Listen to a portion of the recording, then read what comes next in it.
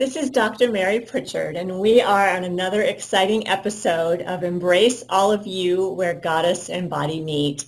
And today I am thrilled to introduce Cheryl Truesdale to you. Cheryl's greatest passion is empowering women to discover their true beauty and to understand their tremendous worth and value so that they can live the happy and fulfilling lives that they deserve. With a heart full of compassion and empathy, coupled with her wisdom and courage, Cheryl's determined to share the experience and knowledge that she's gained overcoming a self-destructive lifestyle caused by her own low self-esteem that almost cost her her life. She's going to share about her traumatic experience that became the catalyst for her journey of transformation. And it was on this journey that she discovered another thing she's going to share with us today, which she calls the one question to ask herself that really helped her turn her life around and just create this amazing, happy, wonderful life she's living today. So if you really are looking for that deeper connection, I hope that you'll listen up today and take some notes, because this one question that Cheryl's going to share with us you can use on a daily basis to help really dive deep and get to a level of self-acceptance that empowers you to embrace all of you. So welcome, Cheryl. Hi, Mary. Thank you so much for that amazing introduction. And thank you so much for just providing this space, a place where women can come and really feel safe and really hear from people who aren't just teaching it, but people who have lived it. Yeah. And I just have loved getting to know you through this process, and I just look forward to the lives that are going to be touched. So thank you so much for creating this space. And so let me tell a little bit about myself. My name is Cheryl Truesdale. And gosh, I've kind of lived like a double life. I've had a public life. I've worked in TV for almost 30 years now. So that's kind of that's not what I call my front stage life. But I also have a backstage life, and that has included working with women in all different capacities, from support groups to teaching to counseling. And so that's my heart, that's my passion, and that's what I call my real life. And I ended up in a place where I was able to connect with women coming through kind of my own journey. So let me find a good place to start here. Let me start with just a turning point day. I think anyone who's experienced any kind of transformation kind of had a catalyst that got them started on their journey. And for me, it was a day that was like the culmination of really that self-destructive lifestyle that you referred to in my bio. And my journey of self-destruction took many forms, but the most deadly, dangerous part was being involved in toxic relationships. And they started off when I was in my teen years, even being toxic. And as I continued spiraling down my own journey of self-hatred and self-destruction, I ended up picking partners that were more and more abusive along the way, till I ended up one day, I was about 32 years old. I'm 50 now, so this was like 18 years ago. And I was in a relationship and living together, and it was a normal day, not really unlike any others. I'd been under a lot of stress, a lot of pressure, a lot of emotional strain. I'd been going through years of physical abuse, sexual abuse, mental abuse, verbal abuse, emotional abuse. And while this day kind of was nothing any different, it was actually in the master bedroom, and I remember he came into the house and a horrible attack happened. It was a combination of physical and sexual abuse. Do you call it rape? I'm not sure. I didn't say no, but I didn't want to. Anyway, it was kind of a typical situation. But what happened afterwards that really caught my attention. I'd been through all of these years of physical abuse. That didn't catch my attention. But what happened was he left the room, and I remember just feeling an overwhelming sensation through my whole body. And I now know what it was, but at the time I had no idea what was going on. And I felt like this buzzy feeling all over my body. I felt like my mind was like leaving my body. It was like disconnecting. It was the weirdest sensation. And I remember I began panicking. I was thinking like, I'm going insane. I'm going crazy. If I disconnect completely, I'm never going to come back to one whole person. And I remember I just started screaming and screaming and screaming, like that blood curdling scream. And I remember at first I could hear the screaming, and then all of a sudden I couldn't hear the screaming anymore. And it's just like all of a sudden my mind and my body came back together again. And I remember I just sat there. I fell down onto my knees, and I was just shaking. I didn't know what to do. I felt like something had happened that had never happened to me before, and I was really, really scared. And so I was sitting there. I stopped shaking, and then I felt like I just need to get up and move and do something to make sure I'm still okay. And I remember going into the bathroom and kind of just cleaning myself up. My face was all, mascara everywhere. And so I was cleaning myself up. And I remember thinking, okay, just get it together, Cheryl. Just get it together. You'll get through this. And in my normal fashion, I would try to stuff all of those emotions, put them back in those little compartments that I created so that I could continue my denial. And what happened was, in that moment, I got myself together, but over the course of the next few days, I couldn't get it back together. And I realized that there was something really wrong with me now mentally. I was having really a lot of mental problems now, and emotional distress beyond what I'd ever experienced before. So that day really is what became the catalyst of me for the first time finally reaching out and getting help. And so getting help for me was really scary, because here I have a public life. I'm living in a mansion. I'm working in TV. On the outside, everything looks like it is just perfect and all there. But behind closed doors, I'm living a horrible, horrible lie. But I know now, if I'm going to get better, if I'm going to get help, I've got to tell somebody. I've got to start somewhere. And so that was the beginning of the journey for me. And for me, that looked like getting into counseling, therapy. And the question that I want to share today is really a strategy. It's become a strategy that I still use to this day. And within that strategy, I want to share a tool. And I learned both of these in counseling, but it gave me so many benefits for my journey of self-discovery that I really want to share that today. Because self-discovery really is a requirement if we're ever going to get to the place where we embrace all of ourselves.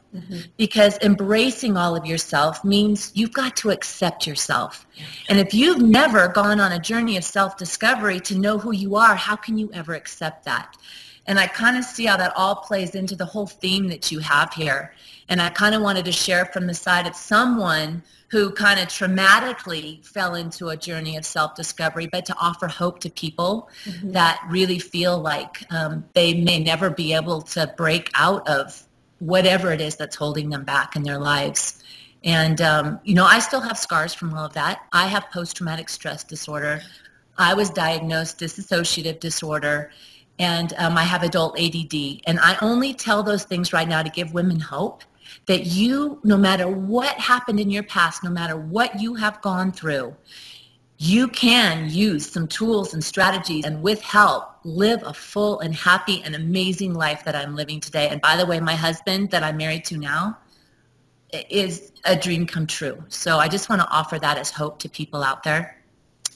I'm not sure how you want to proceed. I did allude that I have a strategy. I did allude that I have some tools. I'd love to get your feedback. Yeah, so let's take a step back right now, because I know that we have women that are really connecting with your story, that are watching us right now. And in that moment, when you realized something's got to give, how long was it between that and when you actually decided you needed to reach out and get help? So what happened was I immediately, so I was connected, fortunately, through a women's church ministry.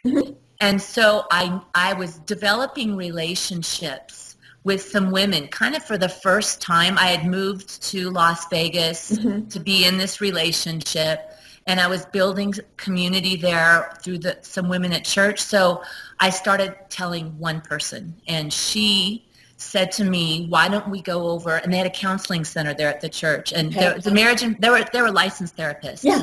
And so she kind of took me by the hand, and we went over, and I went into the therapy session and kind of a little bit started talking about what was going on. So it was immediate that I got in, but let me tell you, it is a long road. Yeah. And one of the things I want to encourage women is, even when you're in the situation and you don't have the strength to get out, you can do things to strengthen yourself within the situation that help you eventually become strong enough to move forward and face whatever it is and deal with whatever you need to deal with to finally get out of that situation.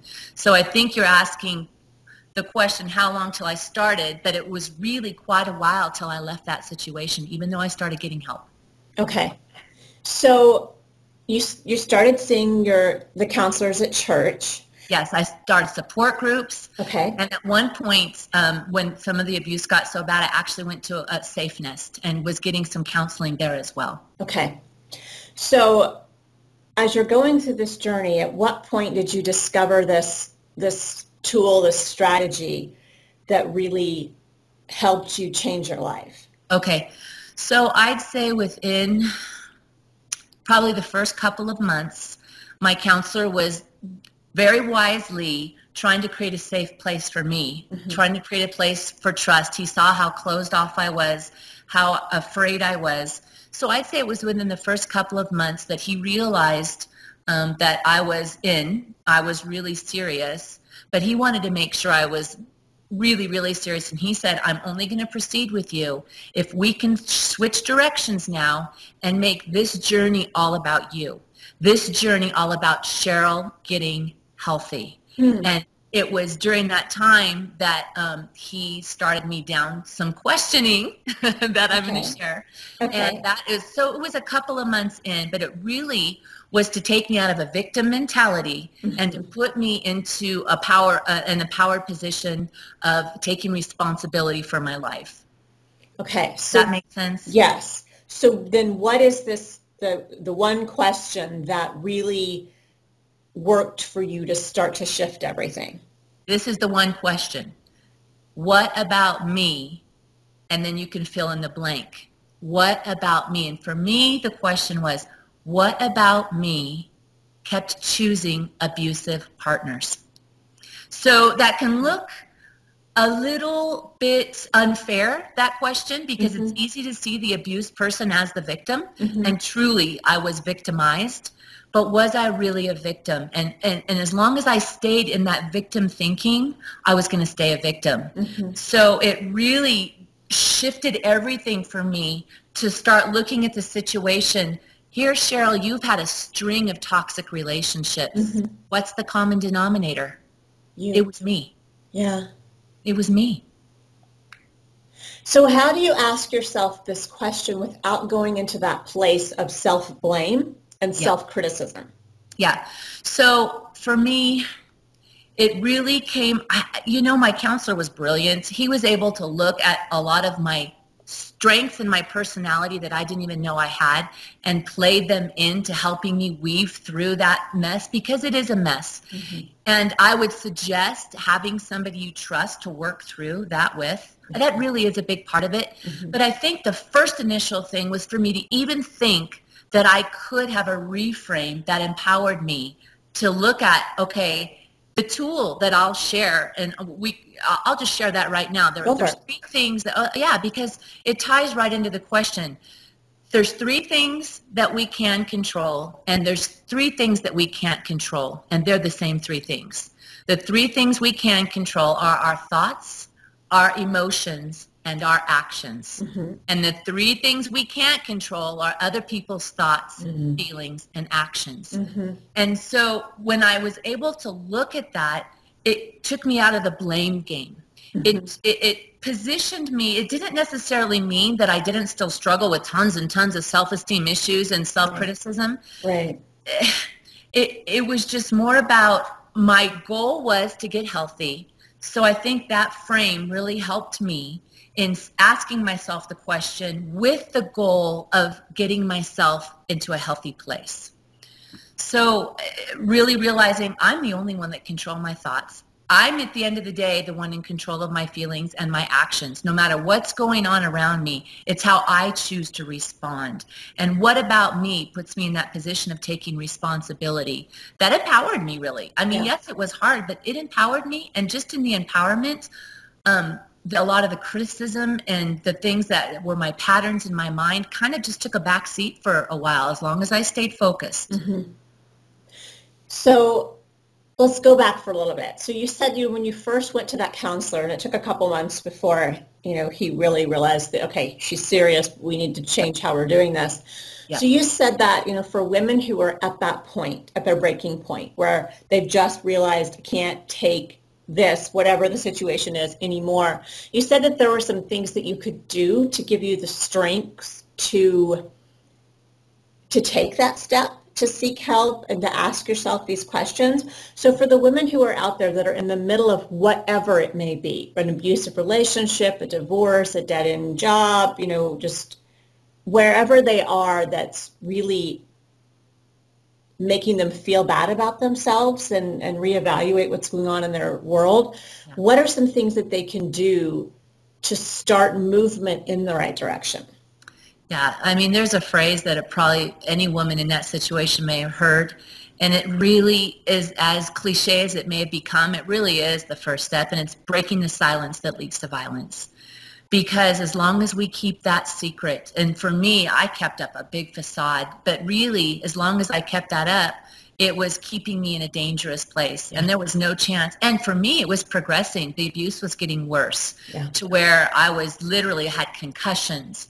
I mean, some really bad things happened to where I did almost lose my life a couple of times in the process of being pushed and hitting my head. And anyway, so breaking the silence that leads to violence, and that can take a lot of forms. But what I always tell women is no matter which avenue you take or multiple avenues, it's about finding a place where you can just show up, whether it's a support group, whether it's at some type of a shelter. And a lot of times shelters doesn't mean living there. Safe Nest, I didn't live there. They have support groups. They had one-on-one counseling. There are domestic hotlines. There are so many places that make it really easy to reach out. And now that we have the internet, I didn't have the internet back then. Yeah. You have places where you can go get empowered over the internet, get help over the internet, because I know what it's like to have, I had to say I was going to the grocery store to go to Safe Nest. I had to sneak out. It's not like all of a sudden, and then as you're getting empowered and that the other person realizes you're getting empowered, you actually can become in a more dangerous spot for a while, and you need help navigating all of that. And that's why I say don't try to get out right away necessarily. For me, and maybe some people do, but for me, it was a matter of just really learning and tying into the resources and getting educated and understanding the abuse wheel and my part in that and my part not in that and the codependency and all of the little things that were involved. That's why the question, what about me, worked, because it helped me look at why am I here in the first place? What about me is choosing this? So, I mean, it provides a great starting point.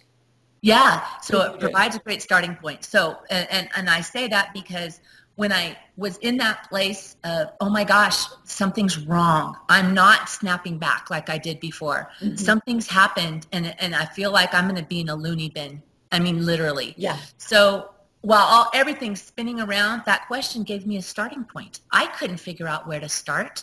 I had no idea what to do. So looking at the situation and saying, okay, Cheryl, you're a big girl. You're here because you've chosen to get here. What about you chose that? So that gave me a place to bring all the craziness in and just have one thing to focus on.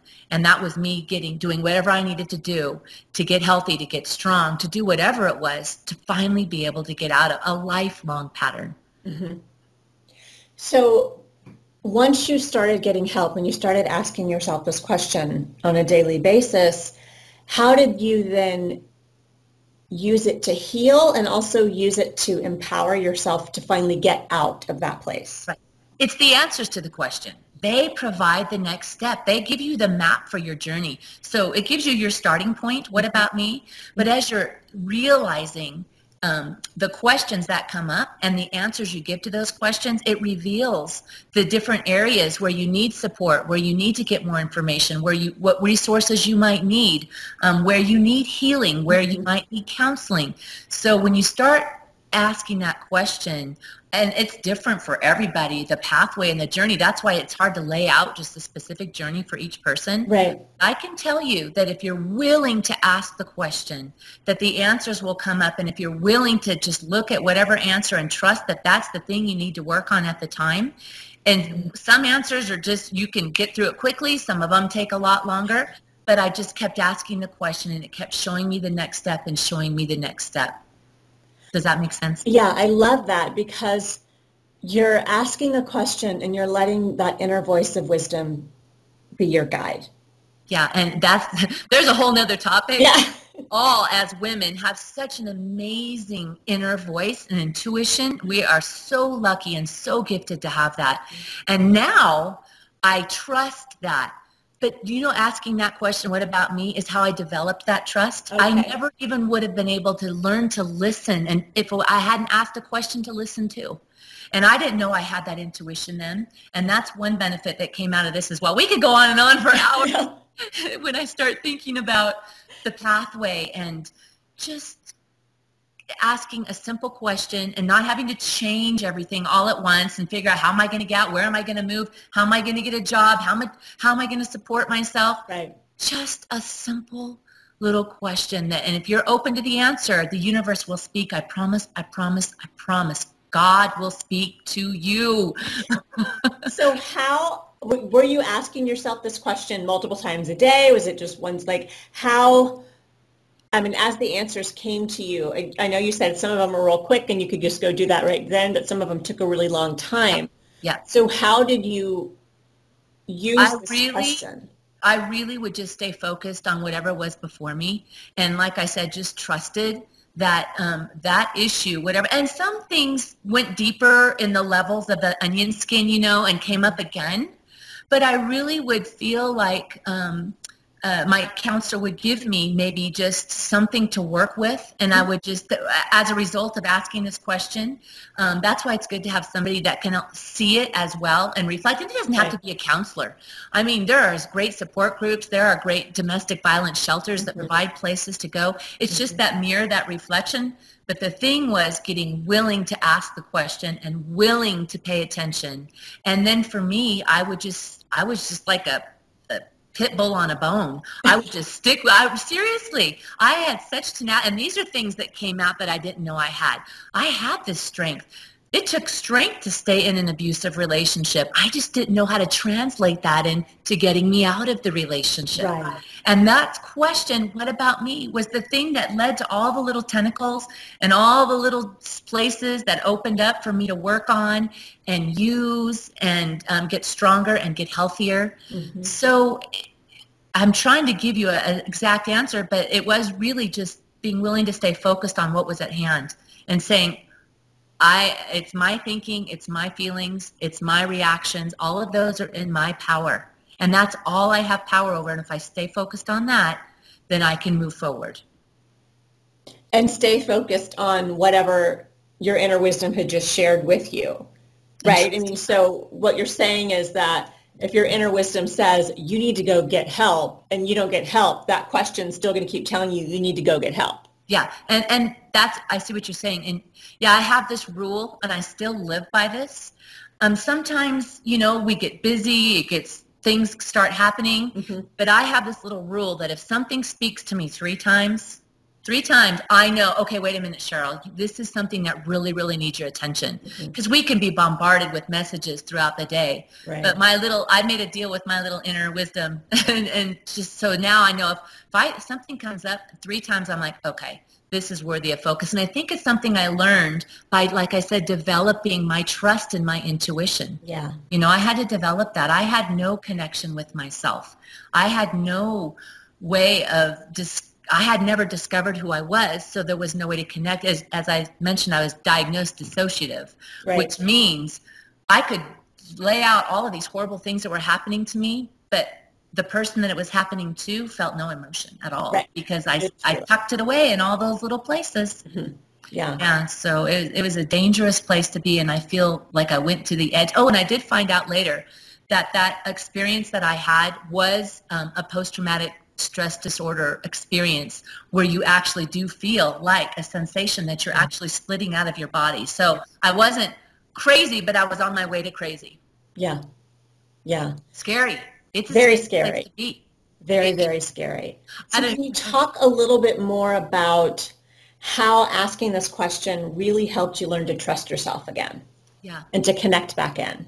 Yeah. So by asking the question and by trusting whatever answer I got was the thing that I needed to be working on and doing. So now I'm having little things occur, right? Okay. Something in my day would come or whatever, and I know this was something I needed to deal with in a different way. Started with focusing on just small little things to build that trust, to build that. There was a time, my counselor, he said, I want you to wake up, and before you get out of bed in the morning, I want you to pray for just one small little thing out of your control to come your way, and learn how to deal with that, how to make it through that, and realize that you don't have to be afraid of that. So it was a matter, at the end of the day, it's just, for me, was about just trusting that whatever came, I was going to be able to deal with, and to not shut it off. You know, I would shut off, I would deny, to really stay open to it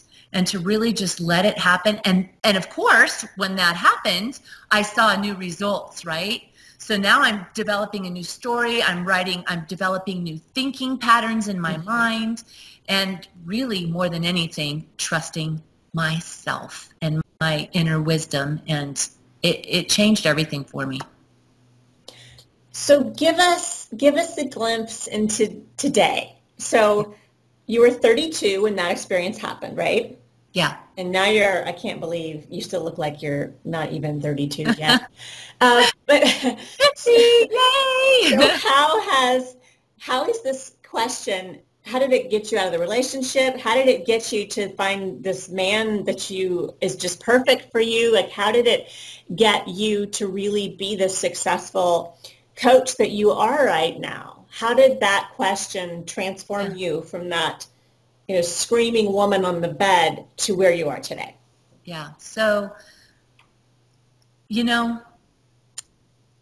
I'm just got so many things going through my mind how to say to try to put it in a nutshell. My life today, I still pinch myself. I've been married to my current husband for 9 years, and we dated for a year before that, and then I knew him for a couple of years before that. So that encompasses 13 years. But there's about another 6-7 years in there that was from the moment that day occurred to where I was able to enter into a healthy relationship. Yeah. And that's the thing. Until I asked the question, what about me? Chose all of those things that were destroying myself. Mm-hmm. Until I learned to ask the question, go down the path of self-discovery and self-acceptance, I was never going to learn to choose differently until I figured out what was behind all of that, dealt with it, healed where I need to be healed, reframed where I need to be reframed. There was a lot of cognitive behavioral therapy, really worked well with me. So what happened was the evidence that I really did heal and I really did have a life transformation is the way I choose now. And I'm going to tell you, when my husband and I dated, like I said, I knew him as a friend. It was really strange for me to be in a place where I'm healthier now, but still be confronted with some of the things, because he was so kind to me and so good to me and so wonderful to me. That actually still felt a little uncomfortable. So I got to this new level now. I had to trust and hang in there and trust that that second shoe wasn't going to fall, that it was for real. So the power of the question is you can figure out your own patterns that were the reason why you ended up where you were. When you change those patterns, you choose new things. You choose new things. Yeah. You transform inside. I mean, it's true. I am the same person, but the way I operate is completely different because I stuck with it. I got help. And I still, like I said, pinch myself. I mean, the way my husband looks at me, that love that he has it's a miracle. Yeah. It's truly a miracle. But you manifested it through the question, through the healing, through letting that question guide you to your next step that you needed to do to heal and become the woman you are today. Yep. And I tell everyone, it is not anything special about me. It is available to everybody. It's more about that situation I was in allowed me the blessing of being able to be opened up to what is a reality available to all of us. Mm-hmm. If we're just willing to be brave and just take an itty bitty step, because I know we could go into all kinds of stuff about fear and so many areas where I work with women. But ultimately, if you're willing just to take the teeniest, tiniest step and just trust and try something a little bit different, don't overwhelm yourself, it's amazing where that can lead for you. Oh, I can't believe we're already half an hour in, Cheryl. Oh my goodness gracious. I know. Time flies. This is awesome.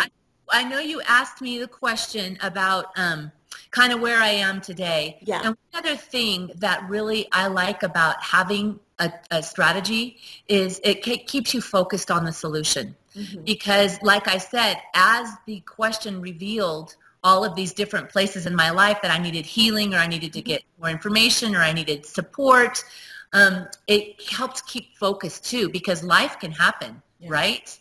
Other relationships can come along and distract us, right? And that happened for me. And I had to stay strong. It was really difficult. I had to have accountability with people. I had to put myself in a position to really make my goal of becoming healthy more important than anything else. Mm-hmm. And so during that time of between my being with my husband now, I dated a couple of other people. And while they weren't abusive, they weren't ideal. And I still had to deal with staying strong enough to say, this will not work. But that ultimately came from me saying, I won't settle for anything less. I'd rather be alone and love myself now than be in a situation where I'm not being loved the way we all deserve to be loved. Right. You know, so the question really, it empowered me in so many ways. Like we said, it gave me a starting point. It gave me a map to follow. It gave me a way to stay focused on a solution. Mm-hmm. And it was ultimately the reason why I have the result of the transformation I have. Mm. Yeah. Beautiful. Oh, it's just such a powerful story. Thank you so much for sharing that with us. Thank you. I know that you have a free gift that you're going to offer to our viewers to really help them dive a little deeper and get in touch with you. So could you tell us what your free gift is? Yes. My free gift to you are bi-weekly, I create videos. And they're inspirational, they're motivational, they're kind of training. I mix them up a little bit. I love doing this because it's my way of just putting information out there to women, because I know how much we need to empower each other. So at the end of the day, they're about empowerment. And I offer tips, I offer strategies, I share tons about my own personal journey in there. And I'm really transparent, I'm really authentic. I don't play around, because what's the point? Yeah. So to do that, do you want me to tell them how to get there? It'll be a link right below us. I mean, if you want to tell them, that's fine, but it's the link right below us. You can click and get on over to sign up for Cheryl's videos. You know what I just thought of, Mary? I don't want to overwhelm anybody, but with too many options. But my story that I share in a lot of detail about that transformational point, there's an ebook on my website called Beautiful Happy You. Ooh. And if they want to get the details of the story, you don't want kids to be reading this. Yeah. But not only does it give the story, it talks about a program I'm developing right now. It's a mentoring program I've done, and I'm going to be turning that into an online program at some point down the road. But at least gives them 8 steps that they can take for really building self-esteem within the ebook as well. Oh, I love that. It's free. Yeah. So link below us. We'll get you to that ebook and to the videos. Yep, both of them. You can sign up for both of them right there. And like I said, the videos will come straight to your inbox. And on the weeks that I don't send you a video, I still touch base. I usually share a story or just a little tidbit or just something encouraging along the way as well. So. Oh, thank you. Yes, Thank you. That's just beautiful and so generous. So thank you, Cheryl, so much for being with us today. And I want to thank all of our viewers for being with us too. And Cheryl, for the women out there that are watching us right now, if you could have them do one thing today to start them on the path to healing, what would it be? Wow, that is a big question. And I really, really want to give a heartfelt answer. The one thing that I would say is to share. Share with one person that you trust. I know it's scary. I know how hard it can be, but something magical happens. It's like you tell the universe, I'm willing to move forward with my healing. And hopefully you have one person that you know, but if you don't know, there are places you can go that you are safe and you can share. Something magical happens when you say, I am willing to open up. I am willing to do something different. And that's really an easy thing to do. Share. Just share one thing that you're keeping secret, because we're only as sick as the secrets we keep. Yeah. Oh, thank you. Thank you, Cheryl, for being with us today. Thank you to all of our viewers, and tune in tomorrow for another fun-filled episode and really just empowering episode of Embrace All of You. This is your host, Dr. Mary Pritchard, along with Cheryl Truesdale. We encourage you to ask yourself that one question and to not be afraid to share with somebody else what's going on in your life. We'll see you tomorrow. We'll see you tomorrow.